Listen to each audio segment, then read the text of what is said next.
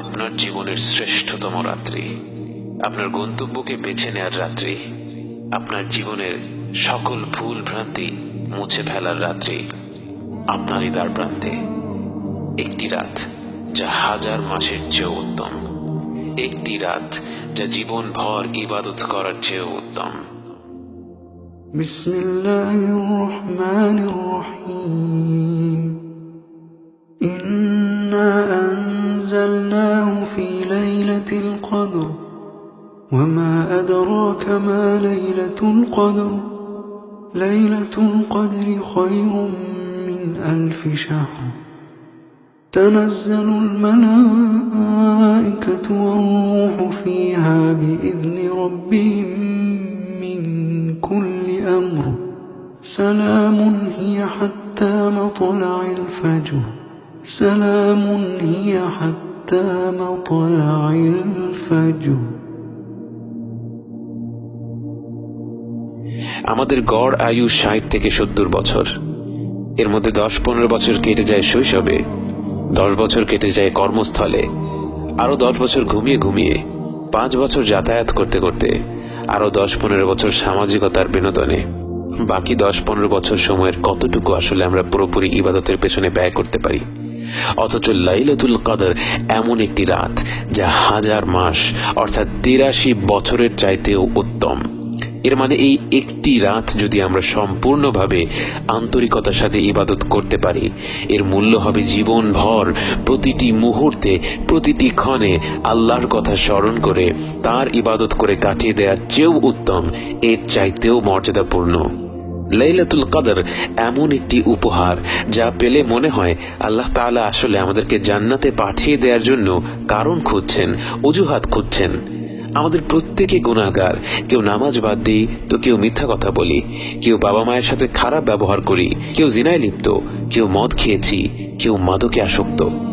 কত রকম ভুল ভ্রান্তিতে আমরা ডুবে আছি, অথচ আল্লাহ তাআলা আমাদের কারো জন্য লাইলাতুল কদরের মতো মহিমান্বিত রাত্রির দরজা বন্ধ করে দেননি, বরং এই রাত্রিটি যেন খাসভাবে আমাদের জন্যই তৈরি করা হয়েছে। আমাদের প্রতি আল্লাহর রহমত ও ভালোবাসা সত্যিই আমাদের কল্পনা শক্তির বাইরে। প্রথমত জেনে নিই লাইলাতুল কদর কবে।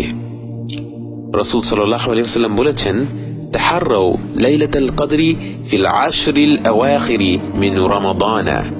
লাইলাতুল কদরকে রমাদানের শেষ 10 রাত্রিতে খোঁজো।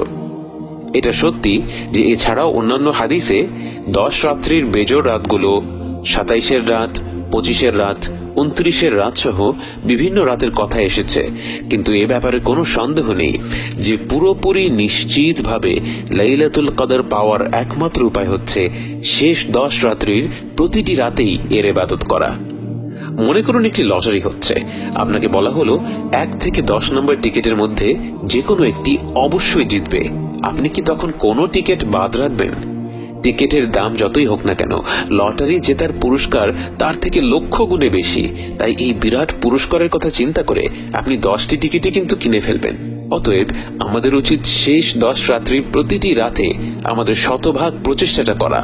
তার পাশাপাশি হয়তো যেই রাত্রিগুলির কথা বিশেষভাবে এসেছে, যেমন 27-এর রাত এবং বেজোড় রাতগুলো, সেই রাত্রিগুলিতে আমরা বাড়তি কিছু আমল করতে পারি। কিন্তু অবশ্যই অন্যান্য রাত্রিগুলিতে, বিশেষ করে 27-এর পরের রাত্রিগুলিতে যখন খতম তারাবি শেষ হয়ে যায়, তখন যেন আমরা আমাদের ইবাদত কোনোভাবেই কমিয়ে না দেই।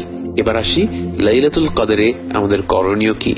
আয়েশা রাদিয়াল্লাহু আনহা বলেন, রমাদানের শেষ 10 রাত্রিতে রাসূল সাল্লাল্লাহু আলাইহি ওয়াসাল্লাম তার কোমর বেঁধে ইবাদত বন্দেগীতে নেমে পড়তেন। অর্থাৎ বাকিটা সময় তিনি যতটা ইবাদত করতেন, রমাদানের শেষ 10 রাত্রিতে তিনি সেই ইবাদতের পরিমাণ আরো বাড়িয়ে দিতেন। আমাদের উচিত হবে যে যেই অবস্থায় আছি আমাদের ব্যক্তিগত ইবাদতগুলো এই 10 রাত্রিতে বাড়িয়ে দেয়া। এখানে সবার জন্য একই ফর্মুলা কাজ করবে না। যার ফরজ নামাজ পড়ার অভ্যাস নেই তার অবশ্যই প্রথমে লক্ষ্য রাখতে হবে এই 10 রাত্রিতে যেন কোনো ফরজ নামাজ বাদ না হয়। অন্যদিকে যে ফরজ এবং সুন্নত আল্লাহর রহমতে নিয়মিত পড়ে, তার উচিত হবে বেশি বেশি করে নফল ইবাদত করা। লাইলাতুল কদরের রাত্রিকে পুরোপুরি কাজে লাগানোর জন্য একটি চমৎকার সুযোগ হচ্ছে ইশা ও ফজরের নামাজ মসজিদে জামায়াতের সাথে আদায় করা। কেননা রাসূল সাল্লাল্লাহু আলাইহি ওয়াসাল্লাম বলেছেন, যে ব্যক্তি জামাতের সাথে ইশা ও ফজরের নামাজ আদায় করবে সে যেন সারা রাত নামাজ পড়ল। অর্থাৎ আপনি জামাতের সাথে ইশা ও ফজরের নামাজ আদায় করলে আপনি পুরো রাত্রি নামাজ পড়ার সওয়াব পেয়ে যাবেন। এরপর আপনি বাড়তি যাই করেন না কেন সেটা হবে বোনাস। অতএব আমাদের প্রত্যেকের লক্ষ্য থাকা উচিত, আর কোনো ইবাদত হোক না হোক, রমাদানের শেষ রাত্রিতে যেন অবশ্যই ইশা এবং ফজরের নামাজ মসজিদে জামাতের সাথে আদায় করা হয়। অন্যদিকে তারাবির নামাজ ইমামের পেছনে পুরোটা শেষ করলে, অর্থাৎ ইমাম 8 রাকাত পড়লে 8 রাকাত, 20 রাকাত পড়লে 20 রাকাত, 100 রাকাত পড়লে 100 রাকাত, ইমাম যত রাকাত নামাজই পড়ুক না কেন তার পেছনে পুরো নামাজ শেষ করলেও পুরো রাত্রি নামাজ পড়ার সওয়াব পাওয়া যাবে। কিন্তু এ ব্যাপারে কোনো সন্দেহ নেই যে ইবাদতের ক্ষেত্রে রাসূল সাল্লাল্লাহু আলাইহি ওয়াসাল্লামের মনোযোগ ছিল সৌন্দর্য ও আন্তরিকতার দিকে।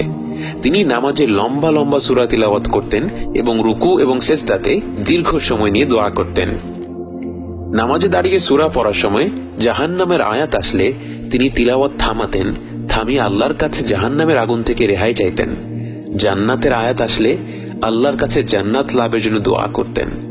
তার ইবাদতের প্রতিটি উচ্চারণেই ছিল আন্তরিকতা, আল্লাহর সাথে ঘনিষ্ঠ সম্পর্ক তৈরির চেষ্টা। আমরা অনেকে ভাবতে পারি আমাদের তো বড় বড় সূরা মুখস্থ নেই, আর যা মুখস্থ আছে সেগুলোর মানেও বুঝি না। এ ব্যাপারে কোনো সন্দেহ নেই যে আমাদের উচিত হবে এখন থেকে যেসব সূরা মুখস্থ আছে সেগুলোর শাব্দিক অর্থ নিয়ে পড়াশোনা করা এবং নতুন নতুন সূরা মুখস্থ করা। কিন্তু এই শেষ 10 রাত্রি যেহেতু চলেই এসেছে, আমরা এই সময়টায় রুকু এবং সিজদায় বেশি বেশি দোয়া করার মাধ্যমে আমাদের নামাজকে সুন্দর করে তুলতে পারি। বিশেষ করে সিজদা করার সময় বান্দা আল্লাহ তাআলার সবচেয়ে নিকটে থাকে। এই সময় আমাদের উচিত মন খুলে দোয়া করা। সুবহান রাব্বিয়াল আলা 3 বার বলার পর আপনার দুনিয়া এবং আখিরাতের যা কিছু প্রয়োজন আল্লাহর কাছে চাইতে থাকুন। আপনি মন খুলে দোয়া করতে পারছেন না, মনটা শক্ত হয়ে আছে, অসুবিধা নেই। আপনার এই দোয়া না করতে পারার কথাটাই আল্লাহ তাআলাকে বলুন, তিনি আপনার অন্তর প্রশস্ত করে দিবেন, আপনার জিহ্বা খুলে দিবেন। কখনো 5 মিনিট, 10 মিনিট, 15 মিনিট ধরে একটা সিজদা করে দেখেছেন কি? না করে থাকলে এই শেষ 10 রাত্রির চেয়ে চমৎকার সুযোগ কি আর হতে পারে? নামাজের পাশাপাশি অন্যান্য ইবাদত করার মাধ্যমেও আমরা শেষ 10 রাত্রিগুলোকে জাগিয়ে রাখতে পারি। আয়েশা রাদিয়াল্লাহু তাআলা আনহা যখন রাসূল সাল্লাল্লাহু আলাইহি ওয়াসাল্লামকে জিজ্ঞেস করলেন, আমরা যদি লাইলাতুল কদর পেয়ে যাই তখন আমরা কি দোয়া করব? রাসূল সাল্লাল্লাহু আলাইহি ওয়াসাল্লাম বললেন, বলবে আল্লাহুম্মা ইন্নাকা আফুউন তুহিব্বুল আফওয়া ফা'ফু আন্নি।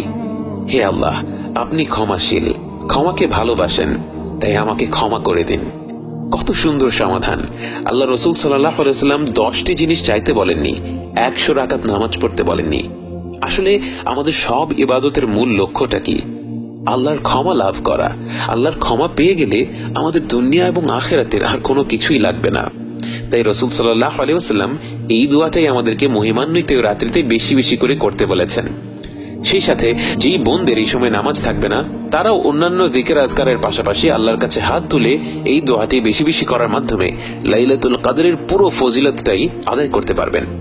শ্রেষ্ঠ এই মাসের শেষ 10 রাত্রি হলো আপনার ব্যক্তিগত ক্যানভাস।